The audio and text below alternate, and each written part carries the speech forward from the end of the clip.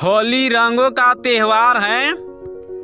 होली का महत्व सिर्फ धार्मिक दृष्टिकोण से ही नहीं है, होली वैज्ञानिक दृष्टि से भी बहुत महत्वपूर्ण है। नमस्कार दोस्तों, मैं संजय भगत। अगर हमारा वीडियो आप पहली बार देख रहे हैं तो कृपया आप हमारा चैनल को सब्सक्राइब कीजिए, इस वीडियो को एक लाइक कीजिए। होली मनाने का धार्मिक दृष्टिकोण क्या है और वैज्ञानिक दृष्टिकोण क्या है, हम आज इसी विषय पर चर्चा करेंगे। एक पौराणिक कथा के अनुसार हिरण्यकशिपु नामक एक दैत्य ने स्वयं को भगवान मानने लगा और अपने आप को पूजा करने को कहने लगा। ब्रह्मा के वरदान के कारण वह बहुत शक्तिशाली था, लेकिन उसके पुत्र भक्त प्रहलाद ने हिरण्यकशिपु को ईश्वर मानने से इनकार कर दिया था। इसलिए हिरण्यकशिपु ने भक्त प्रहलाद को मारने के लिए तरह तरह का षड्यंत्र रचा।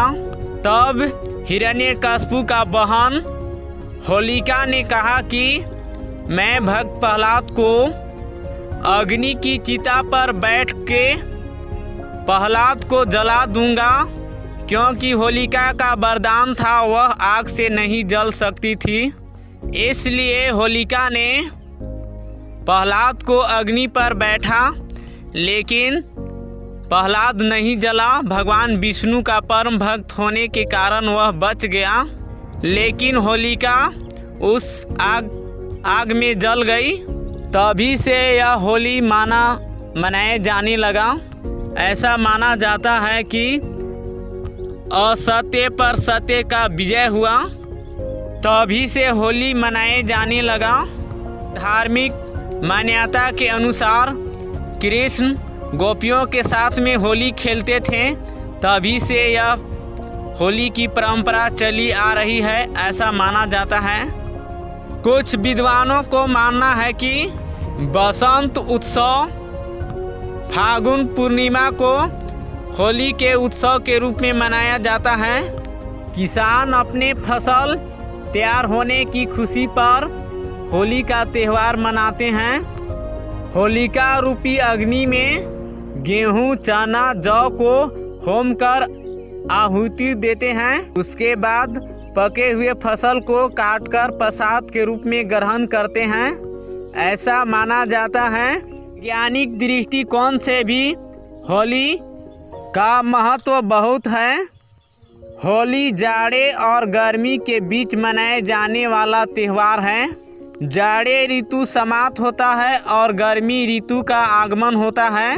ऋतु बदलने के कारण संक्रमण के अधिक संभावनाएं बढ़ जाती है। अनेक प्रकार के संक्रमण रोगों का शरीर पर आक्रमण होता है, जैसे चेचक, हैजा, खसरा आदि रोग। लड़ने में होली बहुत महत्वपूर्ण साबित होता है। इन संक्रमण रोगों को वायुमंडल में समाप्त कर देने के लिए यह एक सामूहिक अभियान होलिका दहन है। पूरे देश में रात्रि काल में एक ही दिन होलिका दहन करने से वायुमंडल के कीटाणु जलकर भस्म हो जाते हैं, क्योंकि प्रत्येक ग्राम नगर में होलिका जलाई जाती है। अग्नि की गर्मी से कीटाणु जलकर भस्म हो जाते हैं, जो हमारे लिए बहुत लाभकारी है। होलिका दहन के समय अग्नि की चारों तरफ घूमते हैं, चना, गेहूं, जौ को भूंजते हैं और साथ में एक नीम की डाली को भी अग्नि में अधजला करते हैं, अग्नि पर जलाते हैं और बची हुई नीम की कोमल डाली को लाकर प्रसाद के रूप में उसको सभी परिवार थोड़े थोड़े मात्रा में पीते हैं। नीम की पत्ता हमारे शरीर के लिए बहुत उपयोगी है, रोग प्रतिरोधक क्षमता को बढ़ाता है। हालांकि यह परंपरा अब धीरे धीरे छूटते जा रहा है। शास्त्रों के अनुसार टेसु पलाश के फूलों का रंग खेला जाता है।